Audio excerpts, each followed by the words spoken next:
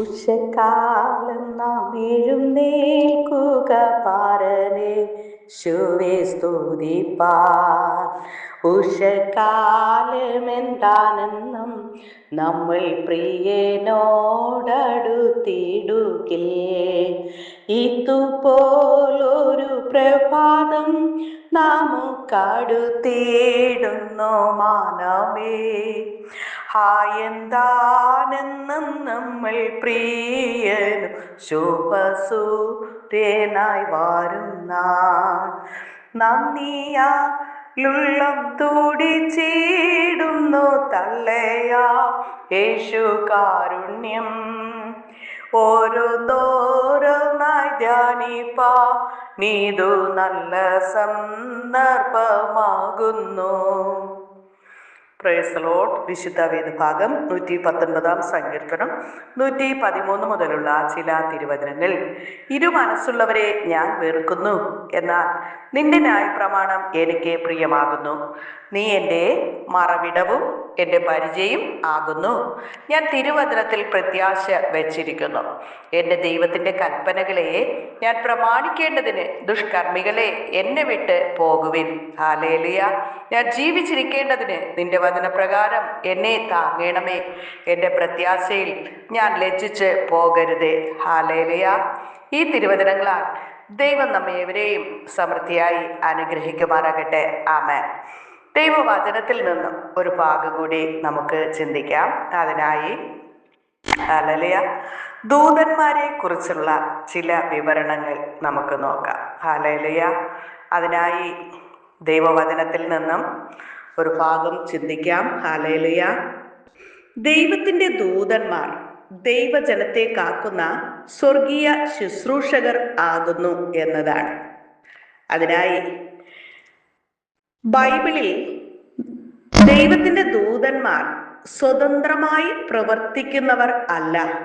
അവർ ദൈവത്തിൻ്റെ കൽപ്പന അനുസരിക്കുന്ന ആത്മീയ ശുശ്രൂഷകരാണ് എന്ന് കാണുന്നു. ദൈവം തൻ്റെ ജനത്തിനു വേണ്ടി അവരെ നിയോഗിക്കുന്നു. അവരുടെ ശക്തിയും അധികാരവും അവരുടേതല്ല, ദൈവത്തിൽ നിന്നുള്ളതാണ്. അവൻ തൻ്റെ ദൂതന്മാരെ നിന്നെക്കുറിച്ച് കൽപ്പിക്കും, നിന്റെ എല്ലാ വഴികളിലും നിന്നെ കാക്കേണ്ടതിനെ എന്ന് സങ്കീർത്തനം 91:11 കാണുന്നു. ഹല്ലേലൂയ.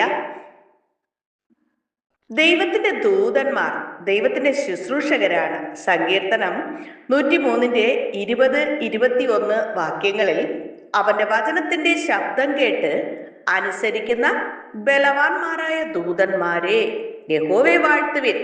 അവന്റെ ഇഷ്ടം ചെയ്യുന്ന ശുശ്രൂഷകന്മാരെ ഹല്ലേലൂയ. ആമേൻ. ദൂതന്മാരുടെ പ്രധാന ഉത്തരവാദിത്വം ദൈവത്തിന്റെ വചനം കേൾക്കുകയും ദൈവത്തിന്റെ കൽപ്പന അനുസരിക്കുകയും ചെയ്യുക എന്നുള്ളതാണ്. എബ്രായർക്ക് എഴുതിയ ലേഖനം 11-14 വാക്യത്തിൽ രക്ഷയെ അവകാശമാക്കുവാനുള്ളവർക്ക് ശുശ്രൂഷിപ്പാൻ അയക്കുന്ന സേവക ആത്മാക്കളല്ലോ അവർ എല്ലാവരും. അതിനാൽ ദൂതന്മാർ രക്ഷയുടെ അവകാശികൾക്ക് വേണ്ടി ദൈവം അയക്കുന്ന സേവക ആത്മാക്കളാണ് എന്ന് കാണുന്നു. ദൈവജനത്തെ കാക്കുന്ന ദൂതന്മാർ. സങ്കീർത്തനം 34:7 യഹോവയുടെ ദൂതൻ അവനെ ഭയപ്പെടുന്നവരുടെ ചുറ്റും പാളയമിറങ്ങി അവരെ വിടുവിക്കുന്നു എന്ന് കാണുന്നു. ഇവിടെ നാം ശ്രദ്ധിക്കേണ്ടതായ 3 കാര്യങ്ങൾ ഉണ്ട്. ഒന്നാമതായി, ദൂതൻ ചുറ്റും പാളയമിറങ്ങുന്നു. രണ്ടാമതായി, ദൈവത്തെ ഭയപ്പെടുന്നവരെയാണ് ദൂതന്മാർ സംരക്ഷിക്കുന്നത്. മൂന്നാമതായി, അപകടത്തിൽ നിന്ന് വിടുവിക്കുന്ന ദൈവത്തിന്റെ ശുശ്രൂഷ ദൂതന്മാർ ചെയ്യുന്നു. ഹല്ലേലൂയ. സങ്കീർത്തനം 91:11-12 വാക്യങ്ങളിൽ അവൻ തൻ്റെ ദൂതന്മാരെ നിന്നെക്കുറിച്ച് കൽപ്പിക്കും. ദൂതന്മാരോട് നിന്നെക്കുറിച്ച് കൽപ്പിക്കും. നിന്റെ എല്ലാ വഴികളിലും നിന്നെ കാക്കേണ്ടതിന്, നിന്റെ കാൽ കല്ലിൽ തട്ടാതിരിക്കേണ്ടതിന് അവർ നിന്നെ കൈകളിൽ വഹിക്കും. ഹല്ലേലൂയ. ദൂതന്മാർ ദൈവത്തിന്റെ മക്കളെ കൈകളിൽ വഹിക്കും. നമുക്ക് കാണാൻ കഴിയാത്ത വഴികളിലും ദൈവത്തിന്റെ സംരക്ഷണം പ്രവർത്തിച്ചു കൊണ്ടിരിക്കുന്നു. ദൈവത്തിന്റെ ദൂതന്മാർ പാളയമിറങ്ങുന്നു. 2 രാജാക്കന്മാർ 6:15-17 വരെ എലീശയെയും അവന്റെ ദാസനെയും ശത്രു സൈന്യം വളഞ്ഞപ്പോൾ ദാസൻ ഭയപ്പെട്ടു. എലീശ പറഞ്ഞു, ഭയപ്പെടേണ്ട, നമ്മോട് കൂടെയുള്ളവർ അവരോട് കൂടെയുള്ളവരെക്കാൾ അധികം. പിന്നീട് എലീശ പ്രാർത്ഥിച്ചു, യഹോവേ, ഇവന്റെ കണ്ണ് തുറക്കേണമേ. അപ്പോൾ അവൻ കണ്ടത് പർവ്വതം മുഴുവനും എലീശയുടെ ചുറ്റും തീ കൊണ്ടുള്ള കുതിരകളും തീ കൊണ്ടുള്ള രഥങ്ങളും നിറഞ്ഞു നിൽക്കുന്നത് കണ്ടു. ഹല്ലേലൂയ. പ്രിയരെ, നമ്മുടെ കണ്ണുകൾ കാണുന്നത് മുഴുവൻ യാഥാർത്ഥ്യമെന്ന് കരുതരുത്. ദൈവത്തിന്റെ അദൃശ്യ സംരക്ഷണം ദൈവജനത്തോടു കൂടെ ഉണ്ടാകുന്നു. നമ്മുടെ എല്ലാ വഴികളിലും കാക്കുന്നതായ ദൈവത്തിന്റെ ദൂതന്മാർ ഉണ്ട്.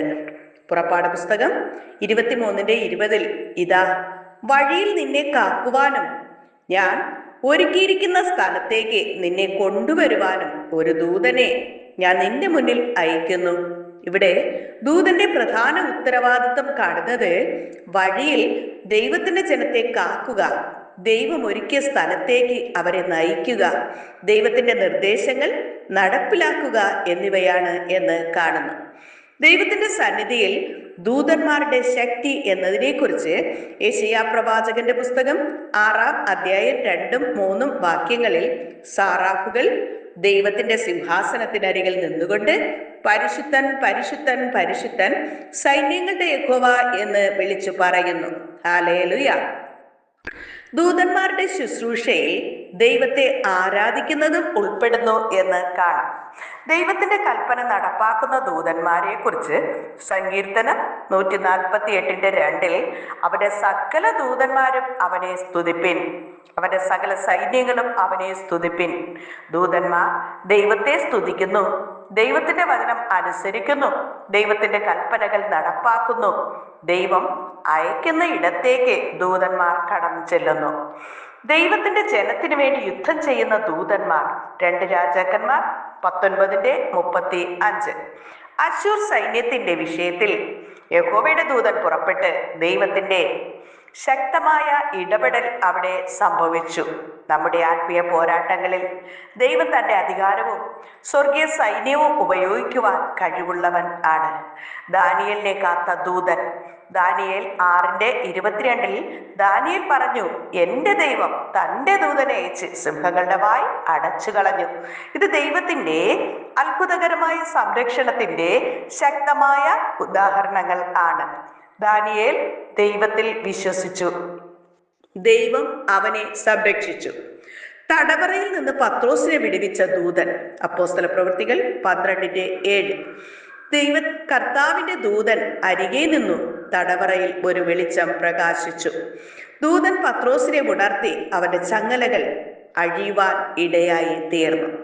അപ്പോസ്തല പ്രവൃത്തികൾ 12:11 പത്രോസ് തിരിച്ചറിഞ്ഞു, കർത്താവ് തന്റെ ദൂതനെ അയച്ചു എന്നെ ഹെരോദാവിന്റെ കയ്യിൽ നിന്ന് വിടുവിച്ചിരിക്കുന്നു എന്ന്. ഹല്ലേലൂയ. പ്രിയരെ, മനുഷ്യർക്ക് മുന്നിൽ അടഞ്ഞ വാതിലുകൾ ഉണ്ടായാലും ദൈവത്തിന് വിടുതലിന്റെ വഴി ഉണ്ടാക്കുവാൻ കഴിയും എന്ന് ഇതിലൂടെ കാണുന്നു. മത്തായി എഴുതിയ സുവിശേഷം 18:10 യേശു പറഞ്ഞു, ഇവരിൽ ചെറിയവർ ഒരുത്തനെയും തുച്ഛീകരിപ്പാതിരിപ്പിൻ. സ്വർഗത്തിൽ അവരുടെ ദൂതന്മാർ എൻ്റെ സ്വർഗസ്ഥനായ പിതാവിന്റെ മുഖം എപ്പോഴും കാണുന്നു. ഈ ചെറിയവർ ആരാണ്? മത്തായി 18 ഹല്ലേലൂയ നാം നോക്കുമ്പോൾ യേശു വിനയം, വിശ്വാസം, മറ്റുള്ളവരെ ഇടറിക്കാതിരിക്കാൻ, വഴിതെറ്റിയവനെ അന്വേഷിക്കൽ എന്നിവയെക്കുറിച്ചാണ് സംസാരിക്കുന്നത്. അതിനാൽ ചെറിയവർ എന്നതിനെ കുട്ടികൾ മാത്രം, പാവപ്പെട്ടവർ മാത്രം എന്ന് പരിമിതപ്പെടുത്തുന്നത് ശരിയല്ല. ദൈവത്തിന്റെ കണ്ണിൽ വില കുറഞ്ഞവരായി മനുഷ്യർ കണക്കാക്കുന്നവർ, വിനയമുള്ളവർ, വിശ്വാസത്തിൽ ചെറുതായവർ, ദുർബലർ ആയവർ, അവഗണിക്കപ്പെട്ടവർ എന്നിവരെയും ഈ സാഹചര്യത്തിൽ നമുക്ക് ഉൾക്കൊള്ളുന്ന വിശാലമായ അർത്ഥത്തിലാണ് മനസ്സിലാക്കേണ്ടത്.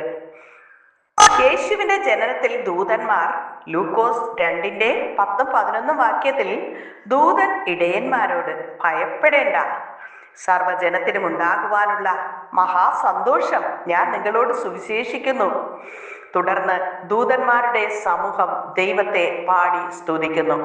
ലൂക്കോസ് 2:13-14 വാക്യത്തിൽ അപ്പോൾ ആ ദൂതനോട് കൂടെ സ്വർഗീയ സൈന്യത്തിന്റെ ഒരു സംഘം പ്രത്യക്ഷപ്പെട്ടു, ദൈവത്തെ സ്തുതിച്ചു. ദൂതന്മാർ സുവിശേഷത്തിന്റെ പ്രഖ്യാപനത്തിലും പങ്കെടുത്തു എന്ന് മത്തായി 4:11 കാണുന്നു. യേശുവിന്റെ പരീക്ഷണത്തിന് ശേഷം ദൂതന്മാരുടെ ശുശ്രൂഷ, മത്തായി 4:11. യേശുവിനെ പരീക്ഷിച്ചതിന് ശേഷം ദൂതന്മാർ വന്ന് അവനെ ശുശ്രൂഷിച്ചു. ഇത് ദൂതന്മാരുടെ മറ്റൊരു ഉത്തരവാദിത്വം വ്യക്തമാക്കുന്നു, ദൈവത്തിന്റെ പദ്ധതിക്ക് അനുസരിച്ച് ശുശ്രൂഷിക്കുക എന്നത്. ഗെത്സമനയിൽ ദൂതൻ യേശു കർത്താവിനെ ശക്തീകരിക്കുന്നതായി കാണുന്നു, ലൂക്കോസ് 22:43. അപ്പോൾ സ്വർഗത്തിൽ നിന്ന് ഒരു ദൂതൻ അവന് പ്രത്യക്ഷനായി അവനെ ശക്തിപ്പെടുത്തി. ഇവിടെ ദൂതന്റെ ശുശ്രൂഷ ശക്തിപ്പെടുത്തൽ ആയിരുന്നു. ദൂതന്മാർ ദൈവത്തിന്റെ സന്ദേശവാഹകർ ആണ്.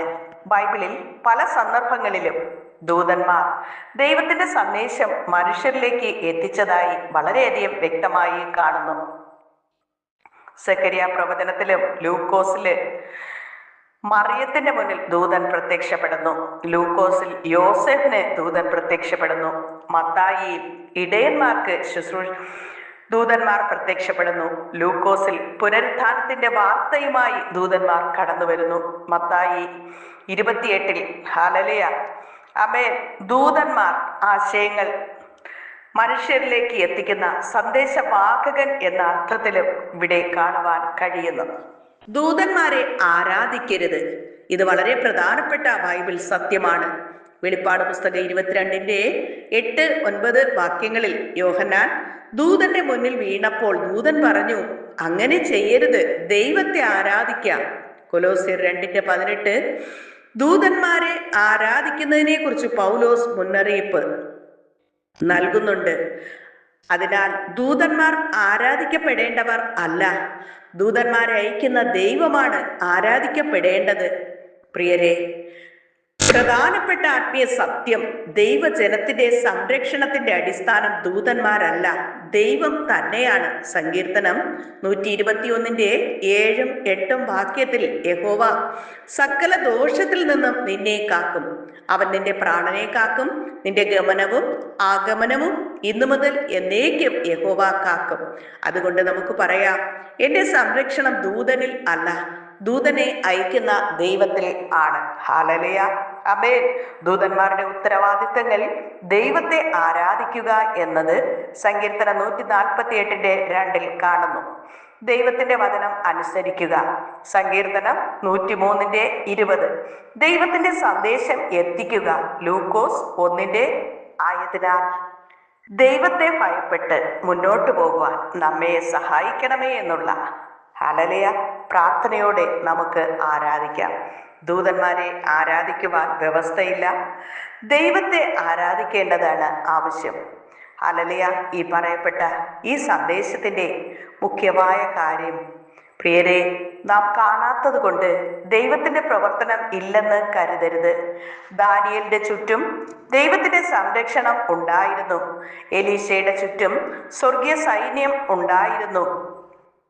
പത്രോസിന്റെ തടവറയിൽ ദൈവത്തിന്റെ ദൂതൻ എത്തി, സിംഹങ്ങളുടെ ഗുഹയിൽ ദൈവം ദൂതനെ അയച്ചു. യേശുവിന്റെ ശുശ്രൂഷയിൽ ദൂതന്മാർ ശുശ്രൂഷിച്ചു. എന്നാൽ നമ്മുടെ വിശ്വാസം ദൂതന്മാരിൽ ആയിരിക്കരുത്, നമ്മുടെ വിശ്വാസം ദൂതന്മാരെ അയക്കുന്ന ദൈവത്തിൽ ആയിരിക്കണം. സംരക്ഷിക്കുന്ന ദൈവത്തിൽ, നമ്മെ വിടുവിക്കുന്ന ദൈവത്തിൽ, നമുക്ക് വേണ്ടി വഴി ഒരുക്കുന്ന ദൈവത്തിൽ, രാത്രിയിലും പകലും നമ്മെ കാത്തു സൂക്ഷിക്കുന്ന ദൈവത്തിൽ തന്നെ നാം വിശ്വാസം അർപ്പിക്കുക. സങ്കീർത്തനം 91:11 അവൻ തൻ്റെ ദൂതന്മാരോട് നിന്നെക്കുറിച്ച് കൽപ്പിക്കും, നിന്റെ എല്ലാ വഴികളിലും നിന്നെ കാക്കേണ്ടതിന്. അതുകൊണ്ട് ഭയപ്പെടേണ്ട, ദൈവത്തിൽ ആശ്രയിക്കുക, ദൈവത്തിന്റെ സന്നിധിയിൽ നടക്കുക, ദൈവവചനം അനുസരിക്കുക. നമ്മുടെ ജീവിതത്തിന്റെ കാവൽക്കാരൻ സർവശക്തനായ ദൈവം തന്നെയാണ്. ആ ദൈവത്തെ ഭയപ്പെട്ട് മുന്നോട്ട് പോകുവാൻ നമ്മെ സഹായിക്കണമേ എന്ന് നമുക്ക് ഒരുമിച്ച് യേശുവിനോട് പ്രാർത്ഥിക്കാം. സ്നേഹവാനായ നല്ല ദൈവമേ, കർത്താവേ, ഒരിക്കൽ കൂടി അങ്ങേ നോക്കി സ്തുതിപ്പാൻ ഒരവസരം കൂടെ തന്നതിനായി നന്ദി പറയുന്നു. കർത്താവേ, ഇന്നയോളാണ് ഞങ്ങളെ വഴി നടത്തിയ കൃപയ്ക്കായി സ്തോത്രം. ദൂതന്മാരുടെ സംരക്ഷണത്തെക്കുറിച്ച് വളരെയധികം വിശദമായി അനേക വചനങ്ങളിലൂടെ ദൈവം ഞങ്ങളെ അറിയിച്ച കൃപയ്ക്കായി സ്തോത്രം. ദൂതന്മാരെ ആരാധിക്കുന്നവരായി തീരാതെ, ഹല്ലേലൂയ, ദൂതന്മാർ, ഹല്ലേലൂയ, ദൈവമക്കളെ സംരക്ഷിക്കുന്ന സംരക്ഷണത്തിന് വേണ്ടി ദൈവം അയക്കുന്നതാണ് ദൂതന്മാർ എന്ന് ഞങ്ങളെ അറിയിച്ച കൃപയ്ക്കായി നന്ദിയോടെ സ്തുതിക്കുന്നു, സ്തോത്രം ചെയ്യുന്നു. കർത്താവേ, ദൂതന്മാരുടെ സംരക്ഷണം ഞങ്ങൾക്ക് നൽകിയിരിക്കുക, സ്തോത്രം. ഹല്ലേലൂയ, ആമേൻ. ദൈവത്തിന്റെ വചനങ്ങൾ അനുസരിച്ച് ദൈവത്തെ ഭയപ്പെട്ട് മുന്നോട്ട് പോകുവാൻ ഞങ്ങൾ എല്ലാവരെയും അങ്ങ് സഹായിക്കണമേ. പ്രാർത്ഥനയിൽ പങ്കെടുക്കുന്ന എല്ലാ മക്കളെ അനുഗ്രഹിക്കണമേ. വിവിധ ആവശ്യങ്ങളുമായി പ്രാർത്ഥനയിൽ പങ്കെടുക്കുന്ന എല്ലാ മക്കൾക്കും ആശ്വാസവും വിടുതലും സമാധാനവും നൽകണമേ എന്ന് പ്രാർത്ഥിക്കുന്നു. സകലരെയും നിത്യജീവന് വേണ്ടി ഒരുക്കണപ്പ. അനുഗ്രഹിക്കും, മാനിക്ക്, കൃപയ്ക്കുള്ളിൽ മറച്ചുകൊള്ളും. യേശു കർത്താവിന്റെ നാമത്തിൽ ചോദിക്കുമ്പോൾ കൃപയോടെ കേൾക്കണം നല്ല പിതാവേ. ആമേൻ. God bless you. യേശുവിന്റെ സമാധാന സകല ഹൃദയങ്ങളിലും നിറയുമാറാകട്ടെ. ആമേൻ.